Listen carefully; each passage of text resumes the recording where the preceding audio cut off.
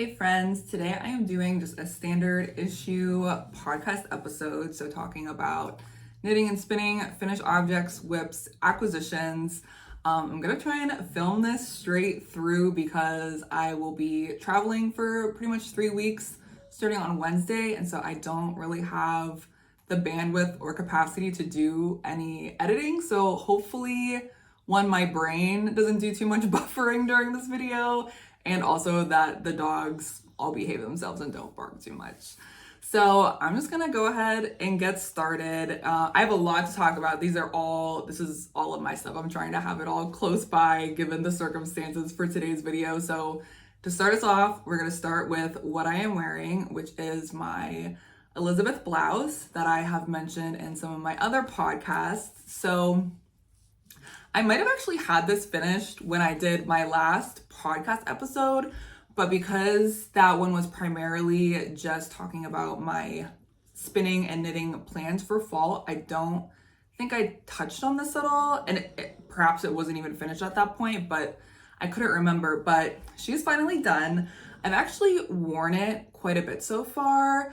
So a couple things that I want to talk about with this. So first of all, the yarn is Zen Yarn Garden, superfine DK, and the color Acorn. I did get some weird pooling on this, even though I did like alternate skeins while I knitted. I also ran out of yarn, so I used literally all the yarn that I have.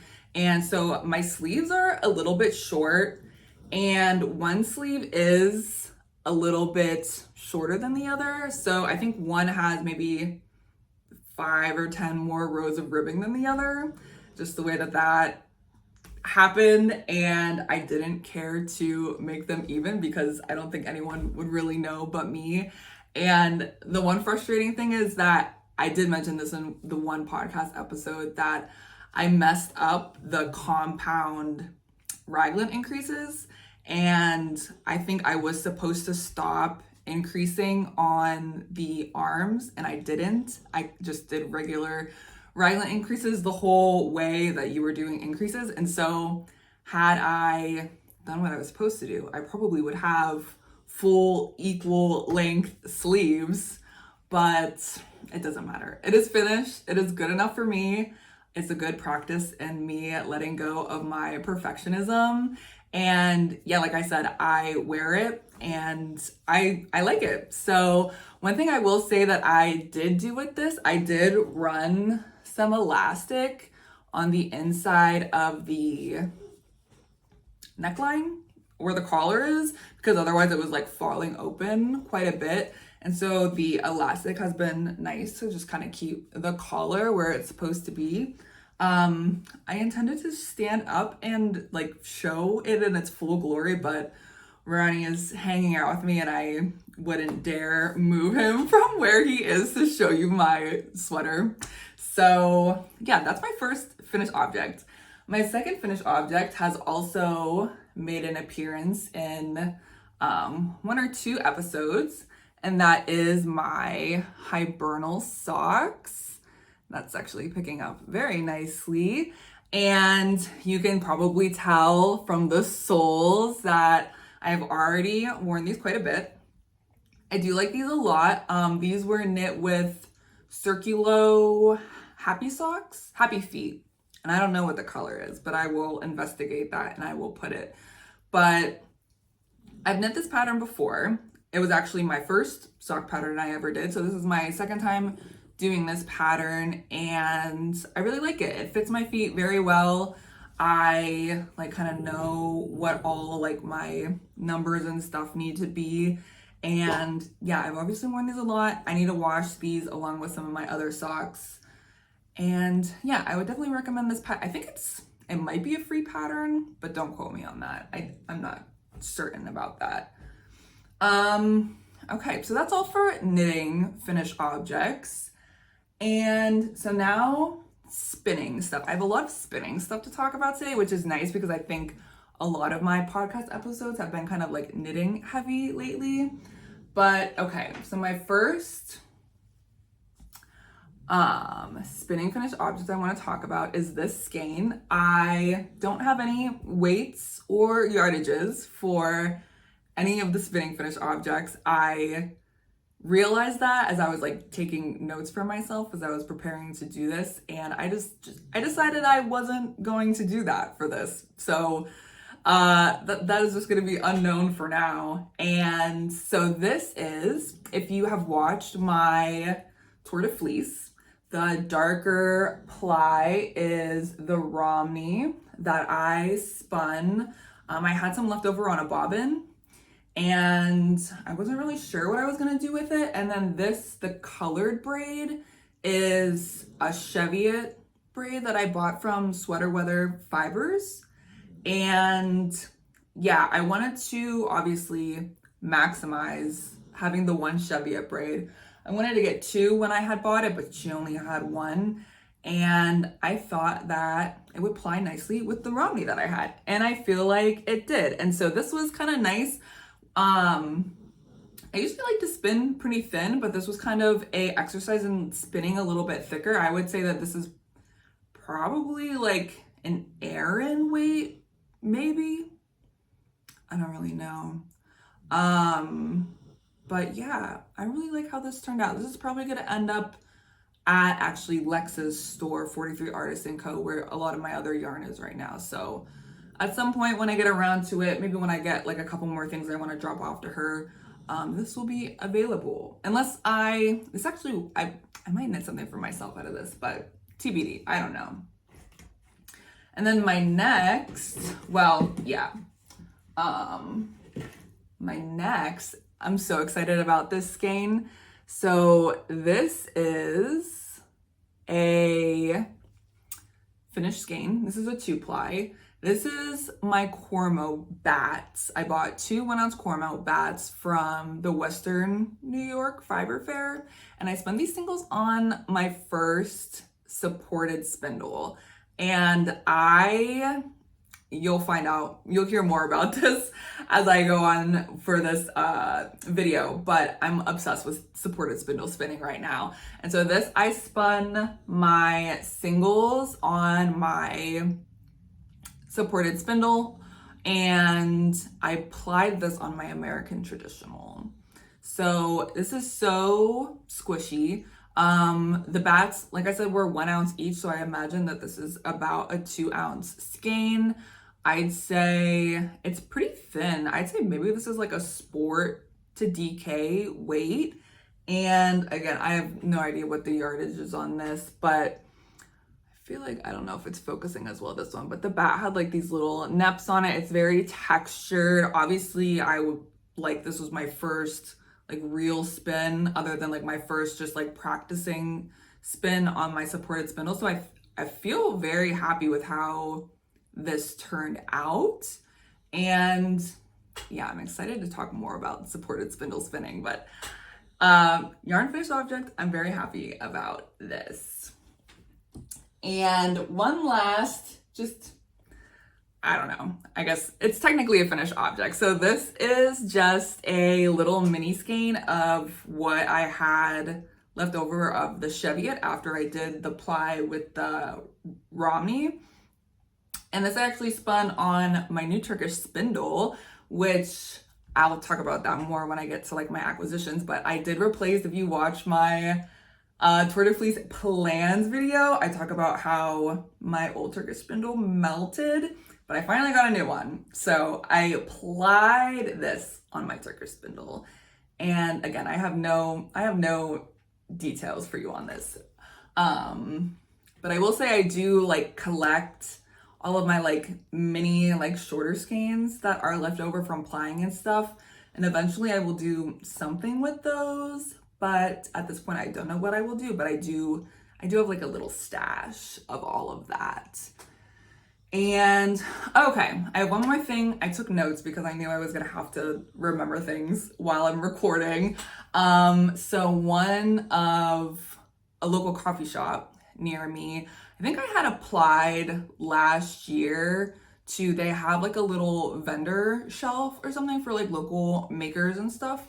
And I applied to it, I think last year sometime, and I don't think I ever heard anything back, but they had just reached out to me about if I wanted to have some stuff in the shop. So I said yes, of course. It's funny because, so I just wrapped up like my market season for the year. Lex at 43 Artists & Co., she's been stocking some of my stuff. I literally took all of my inventory down to her so she could have it in her store. Literally, and that's like 45 minutes-ish away from me, which for me, like I work from home and stuff, so even driving like 20 minutes across town is like, that's too far. So I dropped all my stuff off to Lex, 45 minutes away. Literally the next day, I got an online order, which I haven't had an online order in months, which is fine, but it's just funny that as soon as I drop off literally everything I have to Lex, that I get this online order, and then I swear it was like the next day, this place contacts me and wants to have some of my stuff in their shop. So anyway, I ended up making I had Lex, thankfully she comes up to where I live pretty regularly, so she actually came up here and dropped some stuff off, but I did make a bunch of scrunchies and a couple of like square beanies to have at the coffee shop, and I'll have to insert a picture here because obviously I don't have them, but yeah, those are also finished objects that I just like, I made them all on my knitting machine. So the scrunchies I made on my standard bed, and then I do have I think it's a Bond Incredible sweater machine that I made the hats on. I do have the yarn that I made the hats with. So they're made with this, one of them is made with this Noro, and then I have this one as well. These I got a while ago when one of my local yarn stores was closing. And I intend to maybe make matching mittens with those if those hats are still there when I get back from all my traveling. I'll probably also make mittens to match them, just to have those as like sets to sell in the future. Okay, so I think that is all of my finished objects I have. We're gonna move on to whips. So, all right, where do I want to start? I think we'll start with this one because I think this was a whip was it a whip in another podcast? No, but I definitely talked about it in my fall plans. I don't think this was a whip yet, or maybe it was. I have no idea, but this is my Snieg. I have no idea how to say this. I will of course post the details somewhere, but I'm making good progress on this. So this sleeve is not finished, and you can see where I had previously blocked this. So this is Juniper Moon Farm's Herriot. So it's 100% baby alpaca, and I'm going to be mindful of blocking this as I'm making it just to account for it stretching, and I just want to, I don't know, I just want to make sure I make it how I want it to be. So I will probably, I don't know when I will block this again, but I plan to block it probably one more time before its final block, just so I can make sure it is long enough to where I want it, but also it's not going to be too long. And so I just finished a ball here, and I think my next skein I'm going to pick up on this next sleeve. This sleeve still needs some more, and then obviously I'm probably going to need at least one more skein on the body. I already did the collar. I like to get the collar out of the way kind of as soon as I can. I like to, when I'm doing sweaters, like when a skein is done, like go to the collar, go to like a sleeve or like the next sleeve. So then, you know, when you finish the body, it feels like you should be done, but it's like, oh my God, I have 2 sleeves and a collar left to do. So I like to kind of do that stuff along the way. I even sewed in a lot of my ends. I will say the one thing that I have not enjoyed with this yarn is that there's been like breaks, not like knots like Noro. I was really mad at that Nora when I was doing that on my knitting machine because the one gray skein had like, I don't even know. It was like a couple yards and there were like 3 or 4 knots and like not a lot of yards. I have a thing with Nora with that. I don't know why they do that. But this one was like, some of the plies were so thin that the yarn just like was not sufficient to like keep, you would like have to break the strand barely hanging on to keep going and then reconnect it. So I think like in the sleeve here, like you can see how it was like, this was literally like that many breaks in that short period of time. Like it's ridiculous. But yeah, so I'm having a good time knitting this and it's coming along very well. This was mentioned in my fall knitting plans, and so I am sticking to the plan as far as this one goes, and I am making very good progress.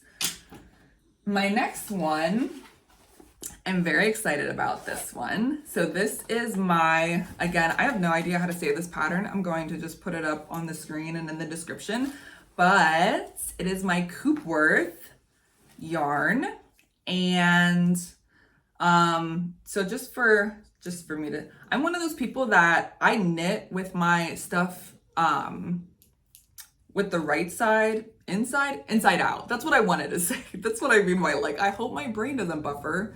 Yeah, we'll see if I find the right words as I go along here. But anyway, I'm an inside out knitter. So, but yeah, okay, so this one, I know I talked about this in my fall plans video and it's looking really good. I tried it on the other day and it fits really well. And so, like I said, I'm going to be traveling a lot coming up here. And so my intention is to bring this with me.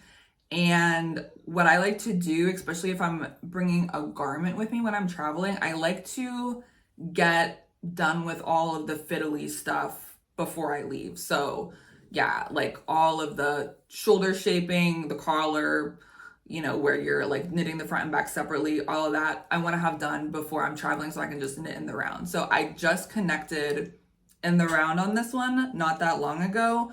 I've really enjoyed the construction on this.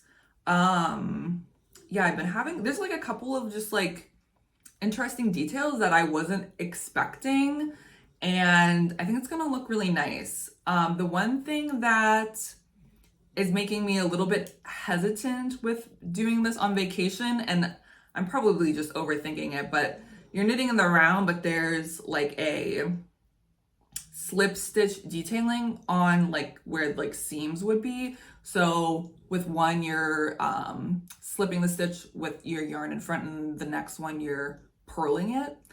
And I already know I'm gonna mess it up at least a couple times as I'm working on this. So I'm almost debating on if I want to bring this sweater to work on, because this is truly just mindless knitting in the round, where this one does take like a minuscule more amount of thought. So I don't know, I'll probably still take this one just because it is smaller and more lightweight. This alpaca one definitely does have a little bit more heft to it, but yeah, that's my plan. My plan is to bring this with me during my travels and having it finished. And just for, oh my God, I forgot I was wearing mascara and I just went to go rub my eye.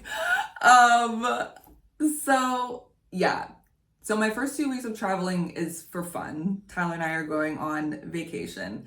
And then after that, I am traveling for not fun because I have to go into my office for work, which is in Iowa. So my hope is actually that I will have this finished in time to wear in the office when I have to go into the office. So that might be like the only good thing to come of that, is that I will be able to wear this. But so that's my goal. I'm bringing this on vacation. I am planning to have that done. And yeah, so my other very barely work in progress.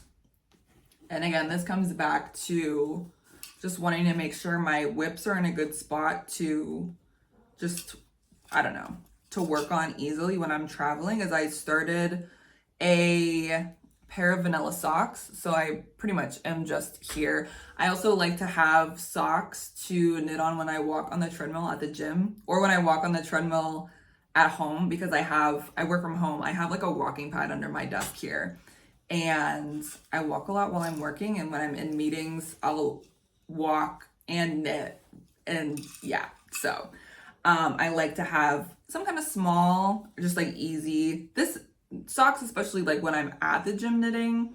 When I'm at home, I'll do whatever.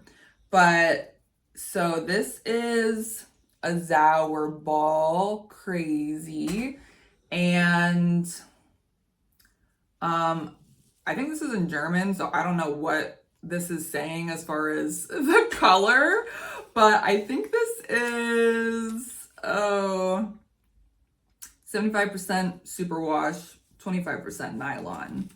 And it's very grippy for a superwash. I actually started knitting this on, I have these, I think they're bamboo needles. I think they're Haya, I think so. But I started knitting them on this because I figured this was safer for going through TSA. Not that I've ever had any problem with my UraUe needles going through TSA, but I always get a little bit worried. So if I can, I will sometimes try to bring my wooden or like bamboo needles just to be safe.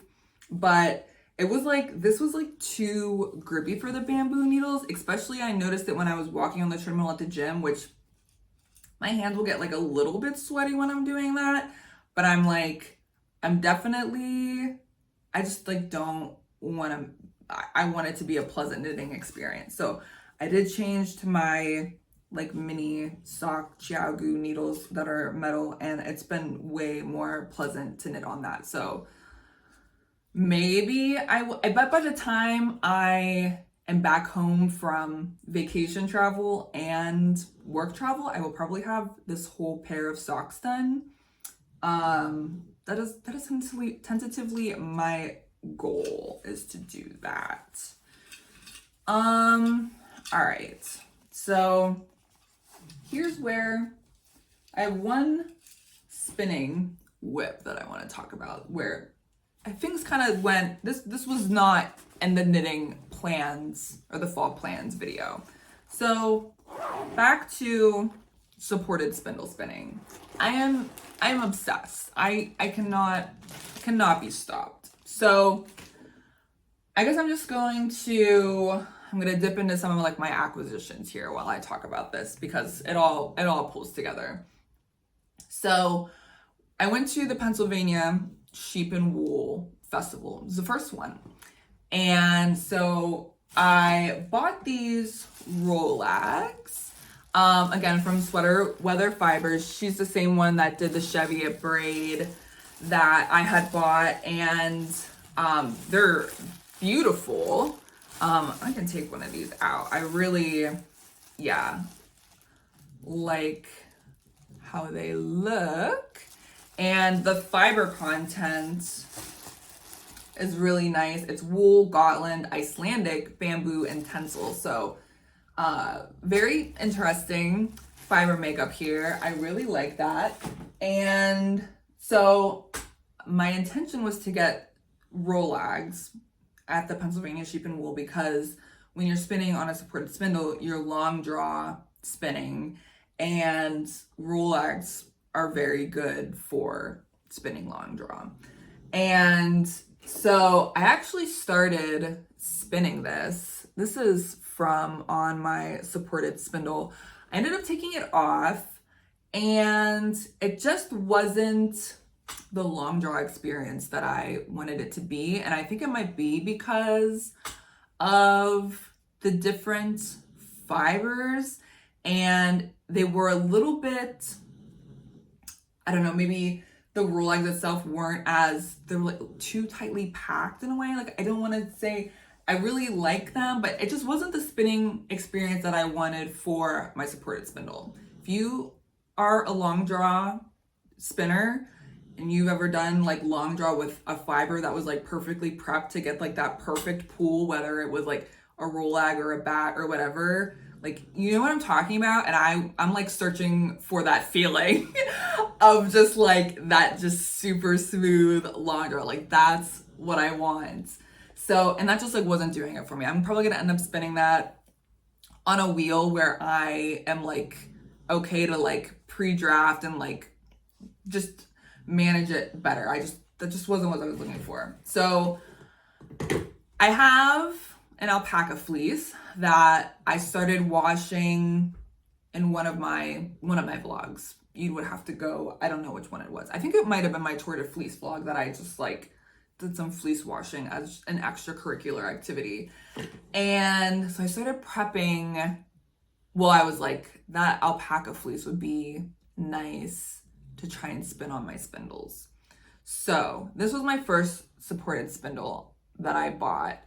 And this is my alpaca fleece. And so I made some Rolags from this. I carded the fiber and then I put it on my blending board and made Rolags from these. And this was pretty good. I will say that my Rolags that I made were also a little bit too dense and not as light and fluffy that they probably should have been to give that nice drafting experience. So I decided to try something else. And I was gonna say something else. Anyway, I didn't want to do the Rolags again because they're kind of labor intensive, like to do and to make them as thin as I would want them to be so they draft effortlessly.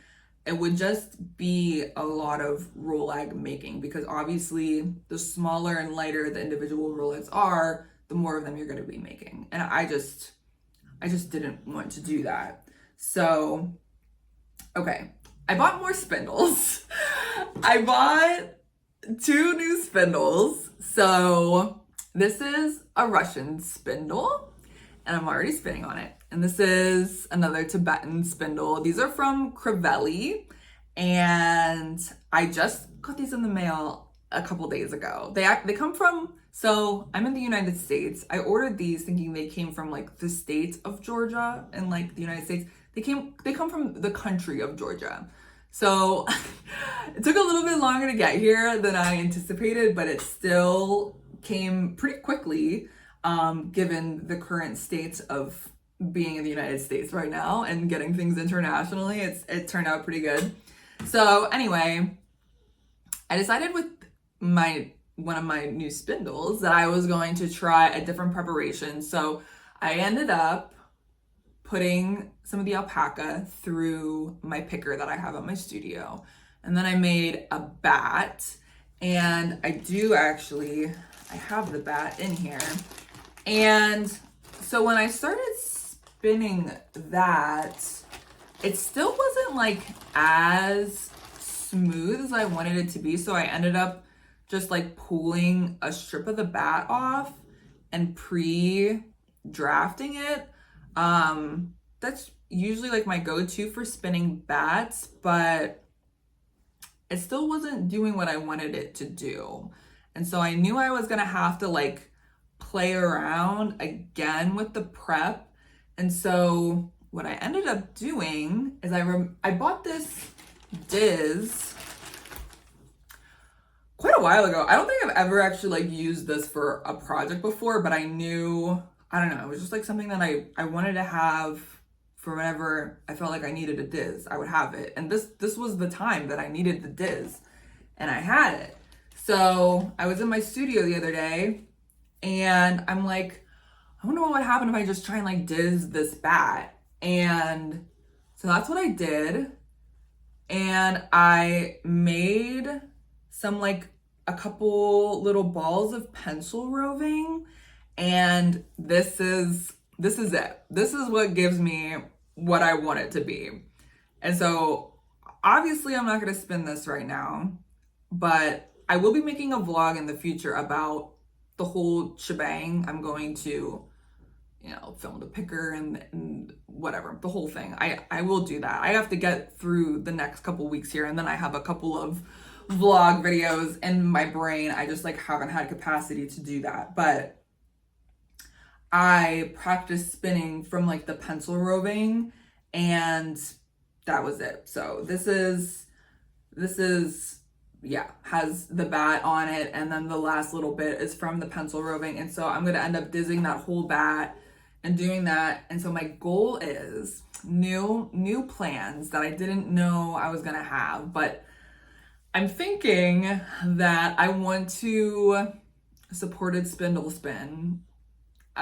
Maybe not the whole alpaca fleece because there's a lot of fiber, but I'm going to spindle spin enough of that alpaca fleece, do a 3-ply yarn, and make something.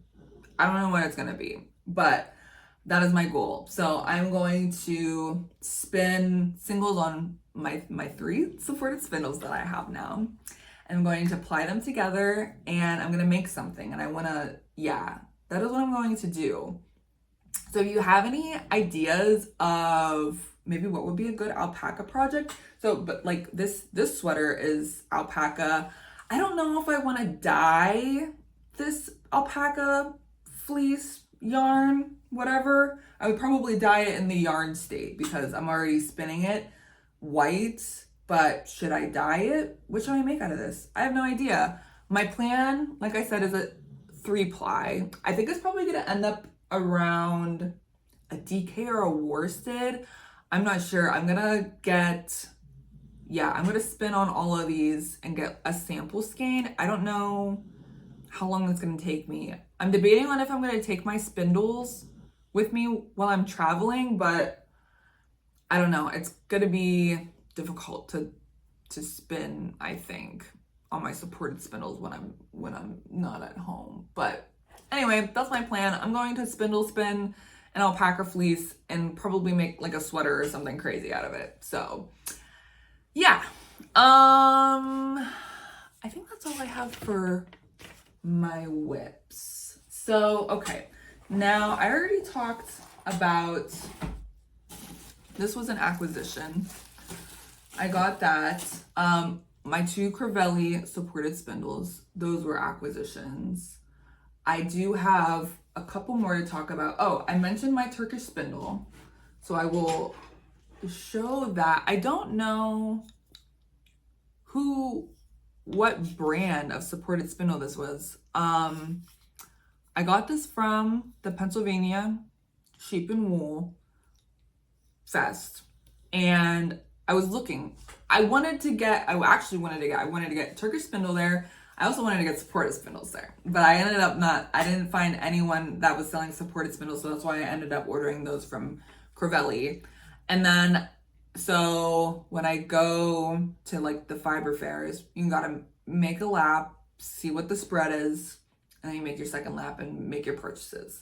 So it was in my second lap where just like tucked in a little corner was this lady, you could barely see. She had Turkish spindles, and there was like a sign that said Turkish spindles. So I bought a Turkish spindle, and it's kind of nice. It has like this nice little like detail on the bottom and the top. And yeah, this one's wood, so this one shouldn't melt in my car. I'm actually not gonna leave it in my car this time, but I might take this with me on vacation. I thought about taking these Rolags and my Turkish spindle with me on vacation. That might be better. I like having this.